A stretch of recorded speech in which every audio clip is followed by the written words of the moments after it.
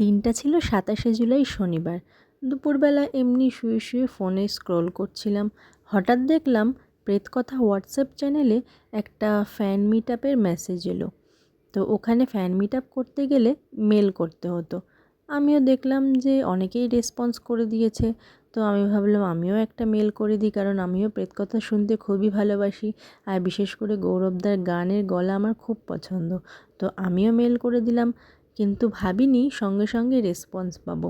সঙ্গে সঙ্গেই রেসপন্স পেলাম এবং মেলের রিপ্লাইও এলো এবং আমার থেকে আমার কন্ট্যাক্ট নাম্বার চাওয়া হলো।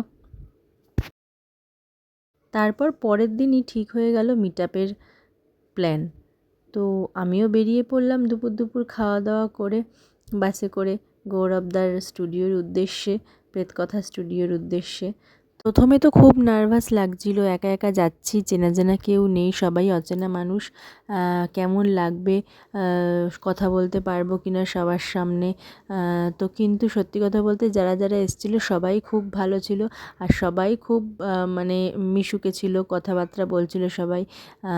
তো তারপরে গৌরবদা এলো, কথাবার্তা হলো, গল্প ঠাট্টা হলো। আমরা 1 বছর ছিলাম। তোমাদের বিয়ে হয়েছে কত বছর? বিয়ে হয়েছে আমাদের 7 বছর। কিন্তু ওই বাড়িটায় গিয়ে ওই বাড়িটা আমরা 1 বছর 18 শেষ থেকে 19 এর শেষের দিক অবধি ছিলাম। ঠিক আছে? ওইটুকুই টাইম। বাস্তু মারাত্মক। এরকমভাবেই বেশ খানিকক্ষণ গল্প হলো, 2 ঘন্টা। সবাই সবার লাইফের কথা বলছিল। তারপরে আমাদেরকে মিয়া আমরের প্যাকেট দিয়েছিল গৌরবদা, সবাই খাচ্ছিল আর আমরা গল্প করছিলাম। তারপরে লাস্টে গৌরবদা একটা আমাদের গান শোনালো। তুমি ঘর বাড়ি আমি থাকি অধিকার থেকে আসে যেই জোর, তুমি মন রেখেও ভাঙতে পারো আমার এই অধিকার দিলাম তোমায়। তুমি চুপ থেকে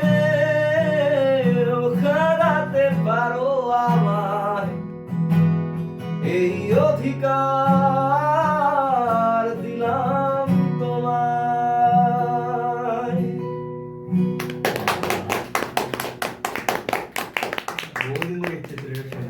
বলে দাও সবার সামনে। প্রেত কথা এখানে গল্প নয়, ঘটনা শোনানো হয়।